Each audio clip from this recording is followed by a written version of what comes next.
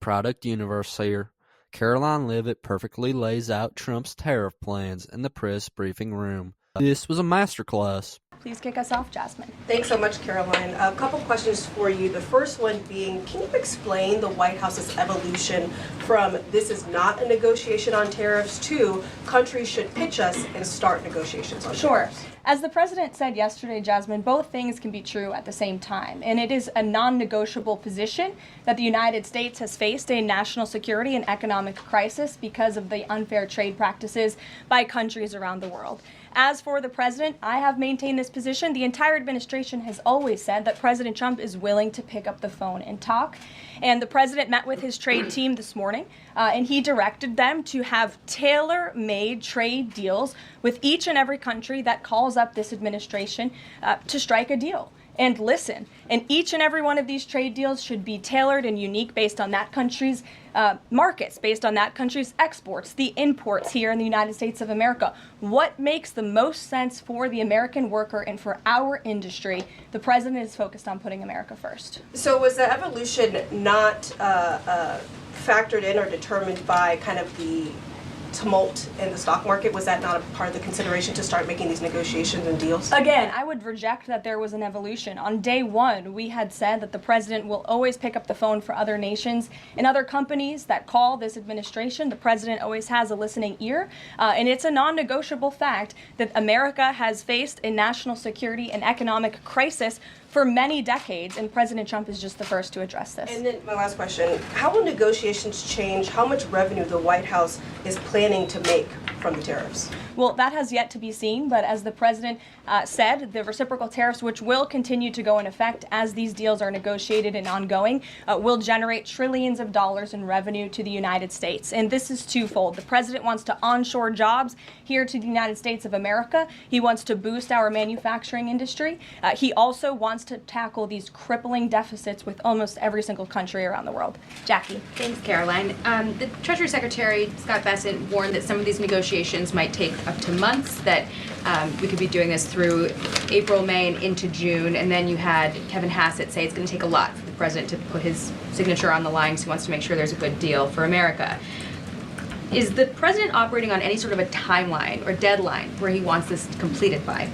Well, we always move at Trump speed here at the White House, which is incredibly fast. I know you all know that from covering this White House day to day. The president likes to get things done, but he's very much focused on ensuring that these deals are good for the American worker. They are good for American manufacturing, and again, that they tackle these crippling deficits with these countries. All options are on the table for each country, but again, these are going to be tailor-made deals. They are not going to be off-the-rack deals, as the president has called it, and he has directed his entire trade team to be part of this effort. So that includes Secretary Bessent and our National Economic Director, Kevin Hassett. It also includes Secretary Lutnick, Peter Navarro, the entire trade team, Jamison Greer, who was on the Hill today.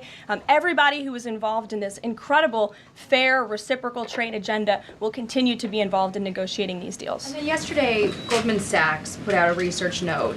It put the odds of a recession at 45% within the next 12 months, up from 35%. But Peter Navarro guaranteed last night no recession.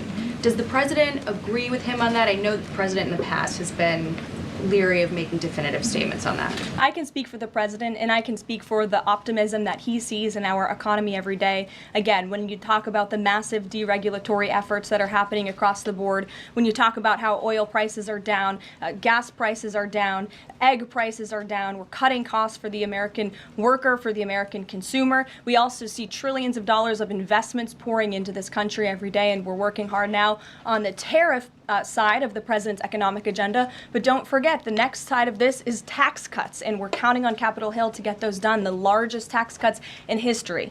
Does that mean that without those tax cuts coming through, that the likelihood of a recession is greater? No, that's not what I said. I'm just saying be mindful of the whole of government economic approach that this administration is taking every day. Sure. Go ahead.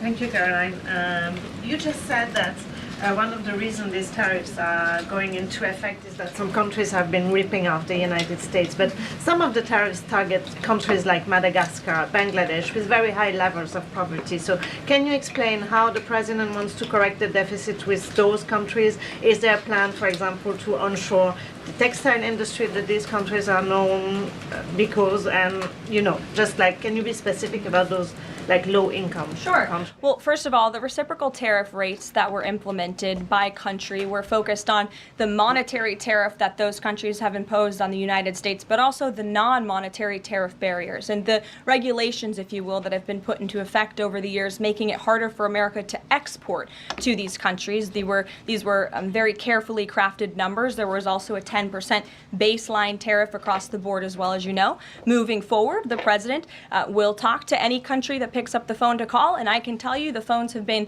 ringing off the hook, wanting to talk to this administration, this president, and his trade team to try to strike a deal. And it's because the world knows that they need the United States of America. They need our markets. They need our consumer. The president has a lot of leverage on his side because he has the best economy and the best country in the world that he leads, and he knows that. And it's about dang time we finally have a president who uses that economic leverage to benefit American workers. And that's what the president is trying to do. In this video, Karoline Leavitt perfectly laid out Trump's tariff plans for all to hear and see in the press briefing room. The reason for President Trump's tariffs being that America's manufacturing might has all but disappeared from the United States since the end of World War II. During World War II, America was arguably at the height of our manufacturing power, as we could produce more ships, cars, tanks, weapons, and ammunition than pretty much the whole world could. It was unfathomable how fast we could produce things and how many things we could produce. And this includes every single item you could possibly think of, and it came from our country.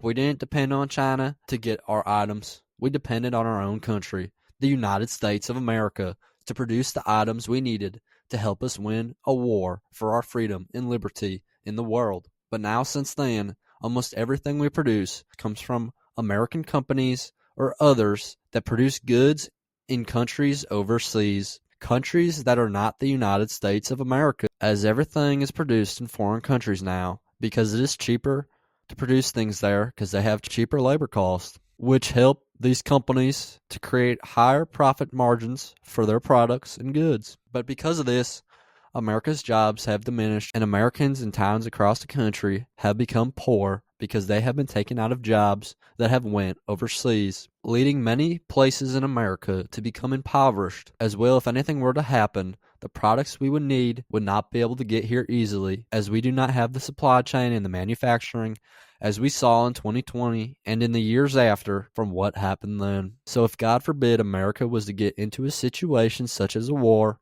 we would not have enough ammunition, medicine, weapons, vehicles, ships, tanks, everything, because we don't produce everything here anymore like we did back in World War II.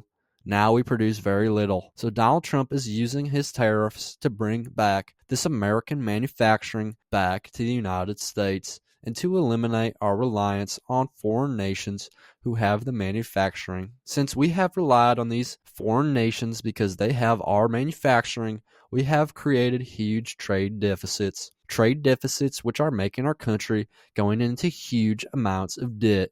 Trillions of dollars worth of debt, which is continuing to grow every single day as it is continuing to tick up until a financial Armageddon strikes. So by using these tariffs, President Trump can force these countries to negotiate with us to create new trade deals and to eliminate our trade deficits. So this is a win-win for the United States, as these tariffs will help to bring manufacturing back to the United States. They will help to eliminate our trade deficits and to create new trade deals through negotiation, which will also end the tariffs eventually. And for the countries who do not negotiate, we will take in money from them by the boatload from the tariffs. This is what Karoline Leavitt revealed, and this is President Trump's brilliant trade and tariff policy to make America rich and self-reliant again, to make America be able to be sustained by itself if something were to happen, a true matter of national security. This deserves to be shared because it perfectly explains